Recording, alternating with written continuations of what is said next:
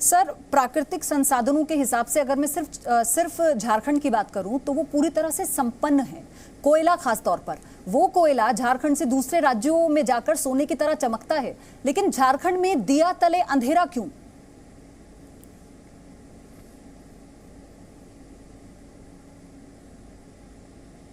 यह एक बड़ा सवाल है और निश्चित रूप से यह एक दिन का सवाल नहीं है। देश में सबसे पहला खदान झरिया खदान 1900 में अंग्रेज़ों के ज़माने में खुला और उस समय से लगातार कोयला का उत्पादन हो रहा है, लेकिन वहाँ के लोगों के बारे में, वहाँ के लोगों को कैसे इस क्षेत्र में जोड़ा जाए इसकी कोशिश नहीं हुई। बल्कि मैं आपको ये बता दूं कि बहुत सारे पावर प्लांट वहाँ पर उपलब्ध होने के बावजूद भी वहाँ के गांव अंधेरा रहे। अलग राज्य बनने के बाद बहुत तेज़ी के साथ कार्य प्रारंभ हुआ और तब यानी आप 32,000 गाँव में से आप समझ सकते हैं कि 5,000 गाँव में बिजली के खंभे गड़े थे, वहाँ भी सही ढंग से उपलब्ध नहीं हो पाए थे।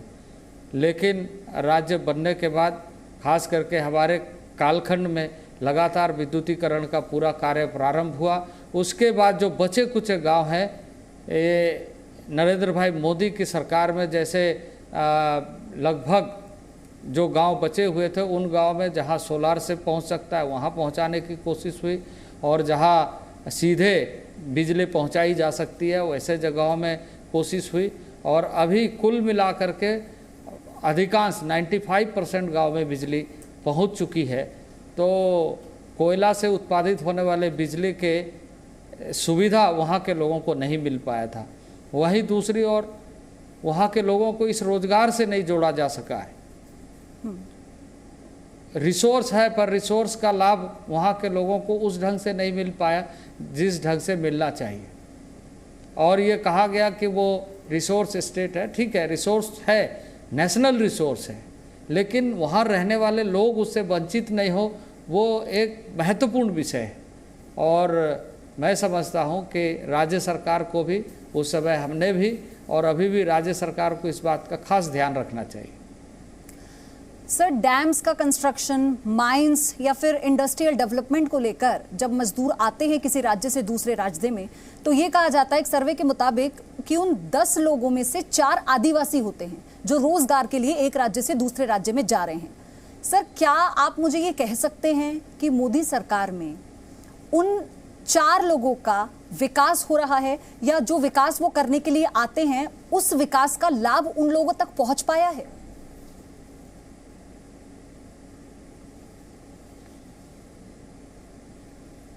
देखिए, माइग्रेशन एक बड़ी समस्या भी है।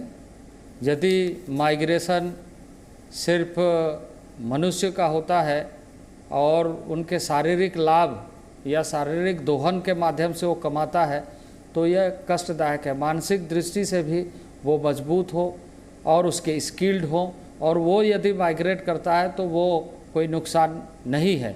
लेकिन पिछले कई वर्षों में यानी आज़ादी के बाद लगातार इस बात को देखा गया है कि माइग्रेशन शारीरिक दोहन ज़्यादा होता है और उसका मेहनताना भी नहीं मिल पाता है। तो अब माननीय प्रधानमंत्री ने जिस तरीके से घोषणा किया है कि हम प्रवासी मजदूर आयोग बना करके इस बात को सुनिश्चित करेंगे कि कहाँ से कितना मजदूर किस तरह के पलायन कर रहे हैं और उसके बारे में वहाँ अपने राज्य में क्या व्यवस्था हो सकती है, अपने राज्य में उत्पादन का केंद्र कैसे बन सकता है, वहाँ का इंडस्ट्री को कैसे डेवलप किया जा सकता है और अपने स्टेट में लोगों को अधिक से अधिक रोजगार मिले, इस तरह के योजनाओं को बढ़ाने के लिए राज्यों को कितना अधिक प्रोत्साहित किया जा सकता है। तो इन सारी चीज़ों पर अभी भारत सरकार का विशेष ध्यान है और ये पहली बार हो रहा है। लेकिन सर, अभी तो अर्थव्यवस्था पटरी पर नहीं है जिस तरह से कहा जा रहा है कोरोना काल में, तो एक रोजगार बड़ा मुद्दा है। अब ऐसे में जो मजदूर वापस पहुंचे हैं झारखंड और वो आदिवासी जो अभी तक ये आस लगाए बैठे हैं कि उन्हें उन योजनाओं का लाभ मिलेगा, तो ये डबल चुनौती नहीं होगी आप लोगों के लिए?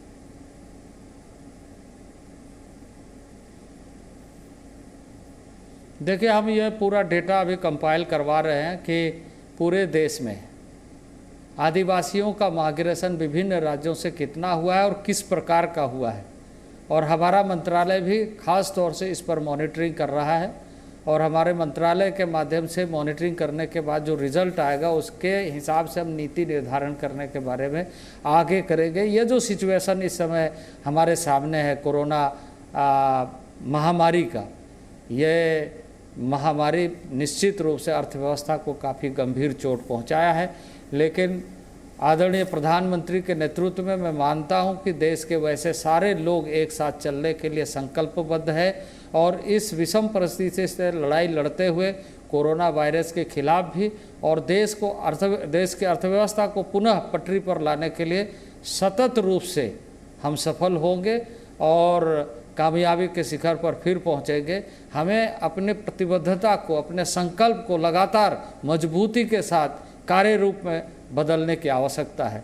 परिस्थितियां कभी कभी इस तरह के प्रतिकूल अनायास आ जाता है, लेकिन इससे डरने और भागने का नहीं, बल्कि भारत को एक साथ मिल करके चलना और ऐसे समस्याओं को जीतने के लिए हमेशा प्रयत्न करना जरूरी है। और इस समय हम सबका सौभाग्य है कि देश का प्रधानमंत्री एक ऐसा प्रधानमंत्री जिनको इस देश के जनता के जीवन की सबसे ज़्यादा चिंता है, और इसलिए अर्थव्यवस्था को बहुत हद तक निश्चित रूप से नुकसान हुआ है, नुकसान होने के तरफ, लेकिन प्रधानमंत्री ने एक गरीब के जीवन को ज़्यादा महत्व दिया है कि देश के जनता का जीवन, सबका जीवन एक जीवन है, उस जीवन को हमें बचाना है। और उस संकल्प को यदि प्रधानमंत्री ने लिया है, उस भावना को यदि अभिव्यक्त किया है अपने नेतृत्व के माध्यम से, तो हम सभी देशवासियों को उस जीवन मूल्य के साथ आगे बढ़ने का संकल्प लेना चाहिए।